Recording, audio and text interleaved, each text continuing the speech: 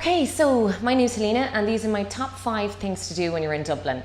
Number 1 for me, and what a lot of people who live in Dublin still haven't done, and it took me a long time to do, is the ghost bus. So you probably see it driving around Dublin in the evening times, obviously because it needs to be evening, but they do have darkened out windows, the kind of curtains that pull across. So even if it's in the summer, you can still go on the ghost bus.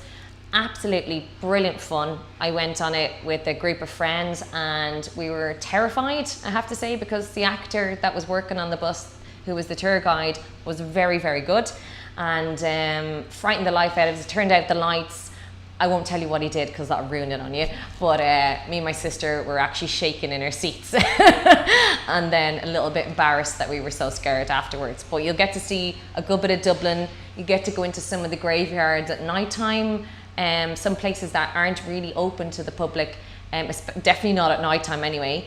And yeah, you'll get to see a lot of things and you'll get to learn a lot about Dublin, about the history and about the ghosts of Dublin as well. So I highly recommend that. And next after that for me is something that I'm not too sure if you can do it unless you're on a hen party, but it's a murder mystery tour. Again, you go through a company and you hire, it's basically an actor comes along. And what you have to do before that is you have to make some sort of a video. That's what you had to do, like a fake kidnapping, which was really, really good fun. And that's a surprise for the hen then, or for your friend or whoever's birthday is. So don't show them this video because then you ruin it on them, surprise.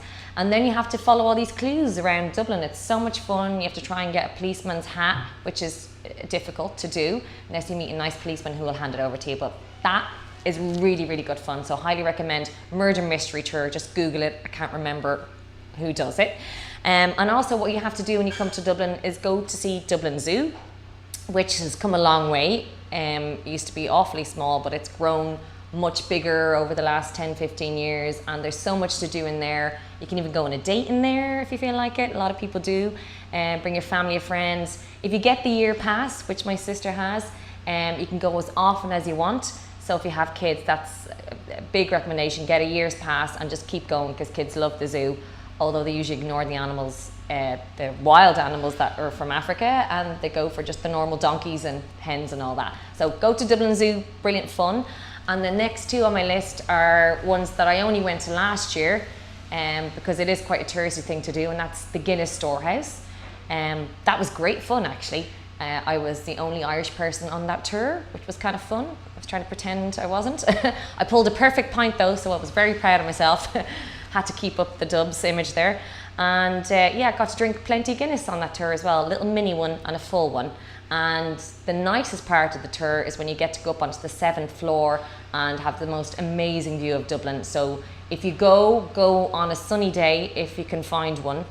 And try not to go in the middle of the day like I did.